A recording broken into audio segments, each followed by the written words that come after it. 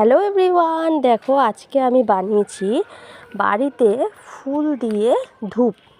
তো ধূপগুলো কি করে বানিয়েছি চলো তোমাদের সাথে পুরোটাই শেয়ার করি।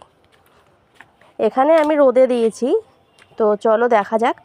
সবার ফার্স্টে আমি প্রত্যেক দিন পুজো দিই, তো পুজো দিয়ে আমি কিন্তু ফুলগুলোকে ফেলি না, মানে গাঁদা ফুলগুলোকে, তারপরে চন্দ্রমল্লিকা, এইসব গোলাপ, মানে সব রকম ফুল দিয়ে হয়।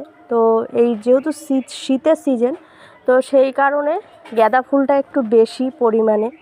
তারপরে দুই একটা মালা আমরা যখন কিনি তখন তার মধ্যে চন্দ্রমল্লিকাও থাকে, তো আমি সেগুলোও দিয়ে দিয়েছিলাম। ভালো করে শুকিয়ে নিয়েছি।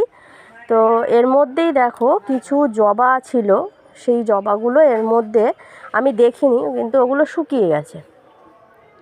এবারে ছেলে আর আমি মিলে ভালো করে ওগুলোকে নাড়াচাড়া, দেখো কীভাবে, মানে এতটাই ভালো শুকিয়েছে যে হাতেই গুঁড়ো হয়ে যাচ্ছে। তো আমি প্রথমে ভাবলাম যে ধরবে না একসঙ্গে, ওই জন্য আমি অল্প অল্প করে করেছি। তারপরে দেখলাম বাবা, এতগুলো ফুল ছিল আর গুঁড়ো হয়েছে তখন একটুখানি হয়ে গেছে, কিন্তু এর মধ্যে তো আরও অনেক কিছু মেশাতে হবে। তো এইটা শুধুমাত্র ফুলের গুঁড়ো। তারপরে যেগুলো মেশাচ্ছি একে একে দেখো, এই হলো ফ্রেশ ফুলের ডাস্ট। আর এখানে দিয়ে দিলাম 2 চামচ ধুনো, যে ধুনো আমরা দেই সন্ধ্যাবেলা। তারপরে দিয়ে দিচ্ছি দেখো চন্দনের গুঁড়ো, এটা হচ্ছে সেন্টের জন্য। চন্দনের গুঁড়ো পুজোতেই তো ব্যবহার হয়।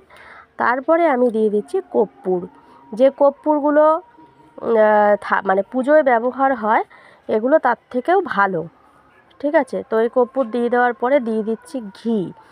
এবারে ঘিটা দিয়ে সুন্দর করে মিক্স করব।